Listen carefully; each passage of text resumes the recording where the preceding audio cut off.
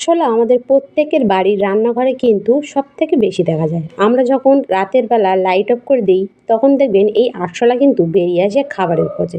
আর তখন কিন্তু আমাদের রান্নাঘরে থাকা খাবার-দাবারকে এরা নষ্ট করে। এছাড়া আমাদের থালাবাটির ওপর দেখবেন এরা নোংরা করে রেখে দিয়ে চলে যায়।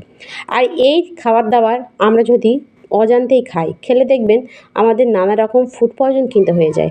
এতে আমাদের শরীরে নানা রকম রোগ ব্যাধি কিন্তু সৃষ্টি হয়। এতে আমাদের অনেকটা টাকাও কিন্তু বেরিয়ে যায়। তা আমরা হয়তো অনেকে আরশোলা দূর করার জন্য বাজার থেকে বাজারজাত নানা রকম ওষুধ, কেমিক্যাল বা স্প্রে নিয়ে আসি। এতে কিছুদিনের জন্য আরশোলা মরে গেলেও দেখবেন এর ডিম ফুটে আবার কিন্তু নতুন আরশোলা আমাদের প্রত্যেকের বাড়িতে ভরে যায়। তা শুধু আরশোলা না, আরশোলা খাওয়ার জন্য কিন্তু টিকটিকিও কিন্তু আমাদের প্রত্যেকের বাড়িতে আসে। আর এই টিকটিকি দেখেই কিন্তু আমাদের প্রত্যেকের বাড়ির বাচ্চারা কিন্তু ভয় পায়।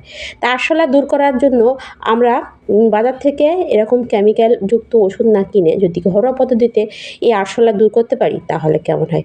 তা আজকে ভিডিওতে সেরকম একটা অসাধারণ ঘরোয়া টোটকা শেয়ার করব। আশা করছি এই টিপসটা আপনাদের অনেকটা কাজে আসবে। চলুন দেখে নেওয়া যাক এটা আপনারা কিভাবে বানাবেন। এটা বানানোর জন্য প্রথমে যেটা লাগবে সেটা হলো ইনো।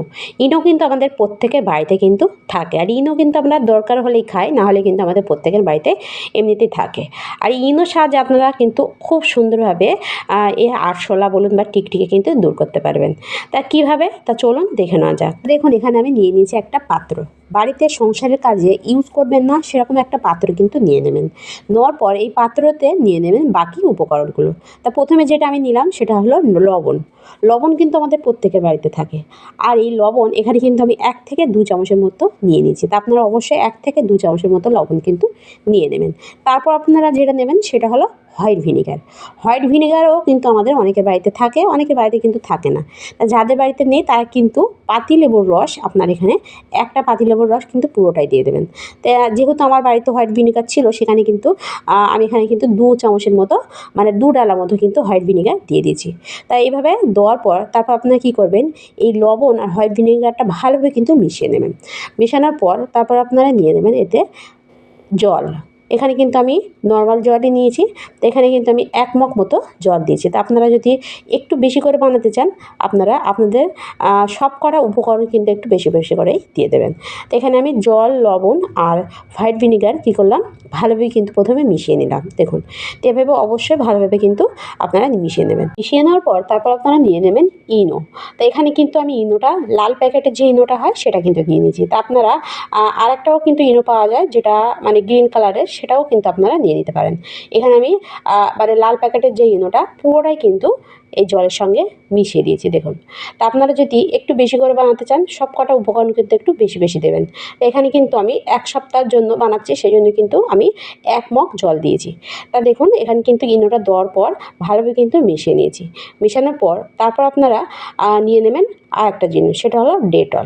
Dettol, Suthol, Savlon. তাই ৩টে জিনিসের মধ্যে আপনারা কী করবেন যে কোনো একটা কিন্তু দিয়ে দেবেন। এটা কিন্তু অনেকটাই জীবাণুনাশক সেটা কিন্তু আমরা প্রত্যেকে জানি। তো এখানে কিন্তু আমি ডেটল ১ ডালা কিন্তু দিয়ে দিয়েছি। দেওয়ার পর এটা ভালোভাবে কিন্তু মিশিয়ে নিয়েছি। যখন দেখবেন সবকটা জিনিস ভালোভাবে মিশে গেছে তখন কিন্তু আপনারা নিয়ে নেবেন স্প্রে বোতল। স্প্রে বোতল আমাদের অনেকের বাড়িতে থাকে, অনেকের বাড়িতে কিন্তু থাকে না। তো যাদের বাড়িতে নেই তারা কিন্তু এরকম ছোটো ছোটো যে কোল্ড ড্রিঙ্কের বোতলগুলো হয় সেটাও কিন্তু আপনারা নিয়ে নিতে পারেন। নিয়ে আপনারা কিন্তু এই রেমেডিটা এভাবে ঢেলে নেবেন। এটা ঢেলে এর যে ছিপিটা থাকে ছিপিটা একটু কাঁটা চামচ গরম করে একটু ছিদ্র করে নেবেন, তাহলে দেখবেন একদম কিন্তু স্প্রে বোতলের মতো হয়ে যাবে। আর এটা বানিয়ে আপনারা কিন্তু অনেক দিন পর্যন্ত ইউজ করতে পারবেন। যেহেতু এখানে কিন্তু আমি হোয়াইট ভিনিগার দিয়েছি, এটা দিলে কিন্তু এটা কিন্তু খুব তাড়াতাড়ি খারাপ হবে না। আর আপনারা যদি লেবুর রস দেন তাহলে কিন্তু এটা বেশি দিন থাকবে না। তা এটা এভাবে রেডি করার পর এটা আপনারা কখন, কোথায়, কীভাবে ইউজ করবেন তা চলুন দেখে নেওয়া যাক। তা দেখুন আমাদের প্রত্যেকের বাড়ি বেশিরভাগ মানে আরশোলা দেখা দেয় রান্নাঘরে।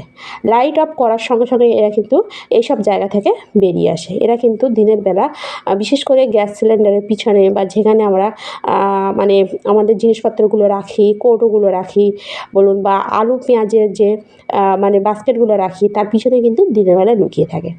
রাতের বেলা এরা কিন্তু বেরিয়ে আসে। তা আপনারা কী করবেন এই সব জায়গায় বিশেষ করে এই গ্যাসের চুলার যে পাইপটা থাকে এর মধ্যে ভেবে একটু স্প্রে করবেন, গ্যাসের চুলার ধারে স্প্রে করবেন বা গ্যাস সিলিন্ডারের আশেপাশে এভাবে স্প্রে করবেন। যেখানে আমাদের চালের বালতি থাকে বা আটার বালতি থাকে সেসব জায়গায় আপনারা কী করবেন, স্প্রে করবেন।